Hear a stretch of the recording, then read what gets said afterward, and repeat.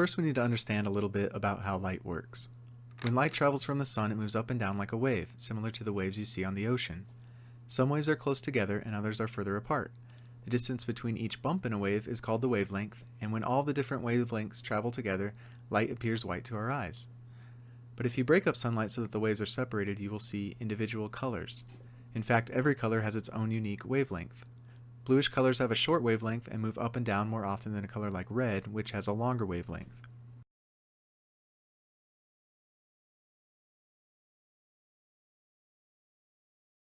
So why is the sun yellow? That's a misconception. The sun isn't yellow or orange, but it's actually white, a mixture of all wavelengths of light. So why are the solar images sometimes green or blue or red or orange?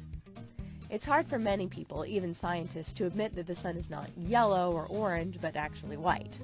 So sometimes they color pictures of the sun taken in visible or white light to look more like something we would expect.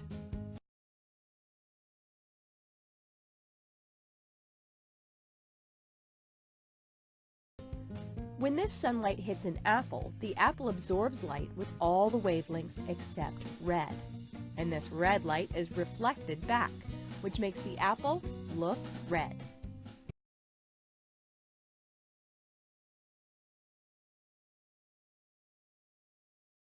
Why does the sky appear blue?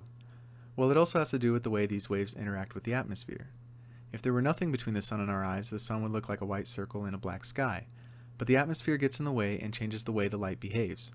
While the atmosphere may seem like a large empty space, it is actually made up of a whole bunch of tiny little particles like air molecules, water, and dust. Light waves are tiny too, so when they finally reach the atmosphere, they have a hard time dodging the small particles in the sky. The shorter wavelengths of light, like blue and violet, move up and down so much they tend to interact with particles more often than other colors.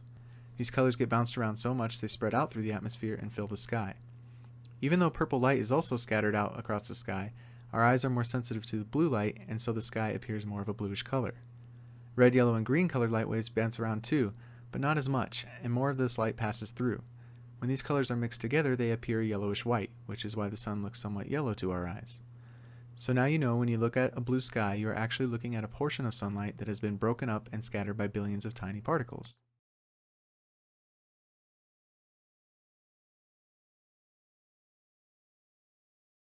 But why is the sun and the sky reddish-orange during sunset? Well, at sunset, the sun is a lot lower in the sky, and the sunlight has to travel through a lot more atmosphere to reach your eye, which means blue light has a lot more time to scatter all around. And what remains is the red light, which reaches our eye.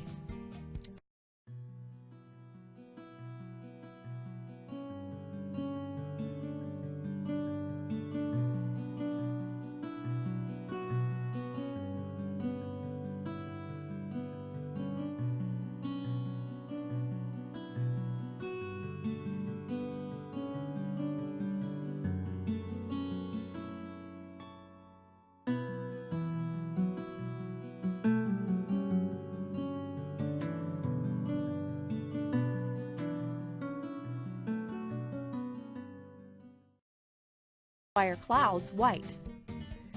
Cloud droplets are large enough to scatter all visible wavelengths more or less equally. This is called scattering. This means that almost all of the light which enters clouds will be scattered. Because all wavelengths are scattered equally, clouds appear to be white. When clouds become very deep and thick, less and less of the incoming solar radiation makes it through the bottom of the cloud, which gives these clouds a darker appearance.